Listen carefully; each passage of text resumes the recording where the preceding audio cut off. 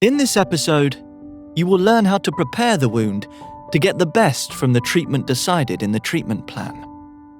When you manage a chronic wound, it is important to prevent complications and create an optimal environment to help the wound heal.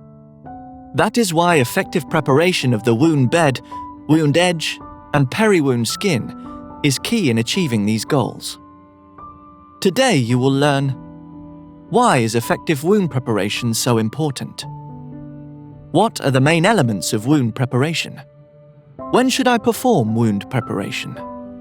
Wound preparation is an essential part of wound care. Did you know that what is removed from the wound is often more important than what is applied to the wound in terms of dressing selection? Wound preparation helps you optimize the wound environment by removing debris and necrotic or non-viable tissue, reducing malodor and exudate associated with tissue breakdown, reducing bacterial load, preventing biofilm activity in the wound. Effective wound bed preparation is so important because it is clinically proven to speed up wound healing.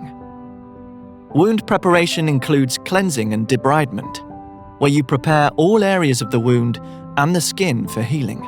By cleansing the wound, you actively remove loose surface contaminants, debris, excess exudate, bacteria, and remnants of previous dressings from the wound's surface and its surrounding skin. Some experts consider that only gently cleansing is required to avoid disrupting newly formed granulation tissue. However, chronic or hard-to-heal wounds with devitalized tissue or suspected biofilm require more vigorous therapeutic cleansing. When a local infection is present in the wound, you can consider using a cleansing agent with antimicrobial properties. By debriding the wound, you remove adherent non-viable or devitalized tissue, such as slough and necrosis-infected tissue and biofilm, foreign material and debris from a wound bed. The debridement method should always be determined by the patient's clinical need and available debridement choices. Your patient's experienced pain level will guide you how much you can debride the wound. To debride or not to debride. There are relatively few wounds where it is not safe to debride if a correct method is chosen. As a general rule, if the wound is not covered in granulation tissue, debridement can be performed to help the wound heal. You might need to be extra cautious with high-risk areas: face, hands, feet, and genitalia. Ischemic limbs, such as diabetic foot ulcers. Wounds in patients with blood clotting disorders.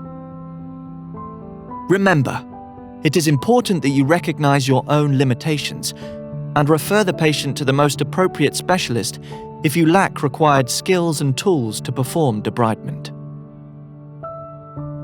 Wound preparation should be routine and regular.